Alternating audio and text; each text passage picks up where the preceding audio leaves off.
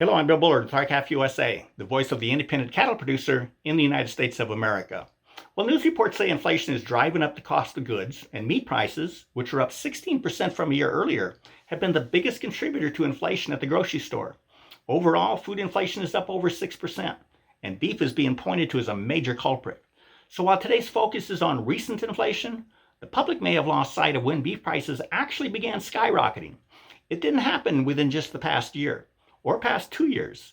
It started 7 years ago. 7 years ago in 2015, retail beef prices were marching upward, with all fresh beef prices hitting a new record of $6.15 per pound in July. But cattle prices, which are supposed to be tied to beef prices, were collapsing. Beef prices did subside through 2016, but beginning in 2017, they resumed their skyward march, while cattle prices trended downward. In mid-2020, cattle prices hit a 10-year low, while beef prices were hitting new highs, exceeding $7 per pound. No one was saying much back then, except us.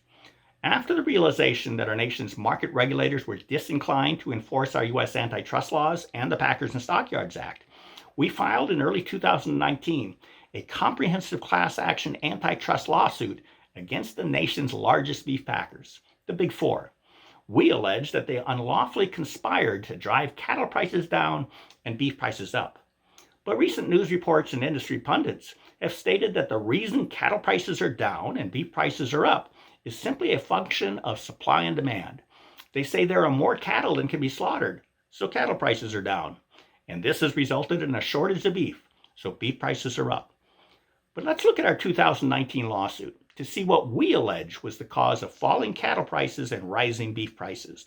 And then you can decide whether what's happening in the marketplace today is just a function of supply and demand.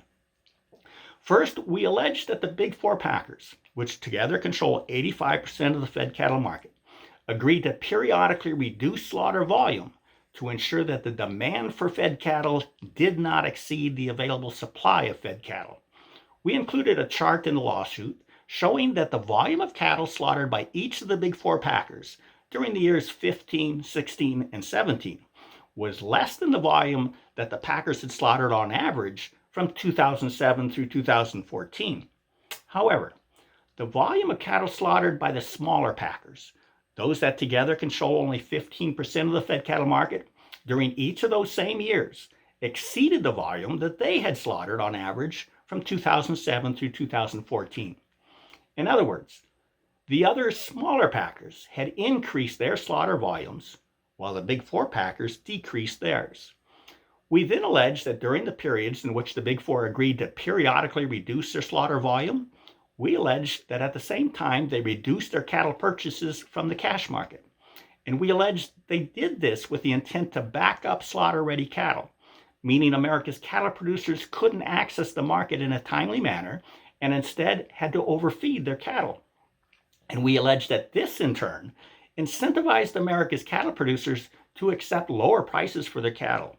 And it incentivized them to cease selling their cattle in the competitive cash market and to instead commit their cattle to the packer under some type of forward or formula contract, which essentially helped increase the number of cattle the packers had committed to them through captive supplies, meaning cattle committed to the packer that do not contribute to price discovery. Importantly, we allege that the resulting drop in cash prices helped lower the price of the Big Four's captive supply cattle. Now, while these are the major allegations we make in our lawsuit, there are more.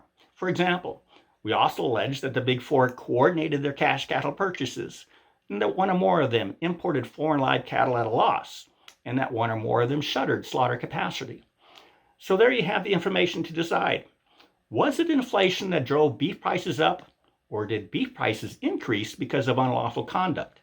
And did cattle prices fall because of supply and demand factors, or was that artificial too? Now, we've obviously already determined what happened, as evidenced by the allegations we made in our lawsuit, but many people have not yet been informed of those allegations.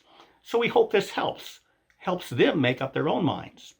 Please go to our website at r-calfusa.com to join with us as a member and to learn more about what's happening in your beef and cattle markets.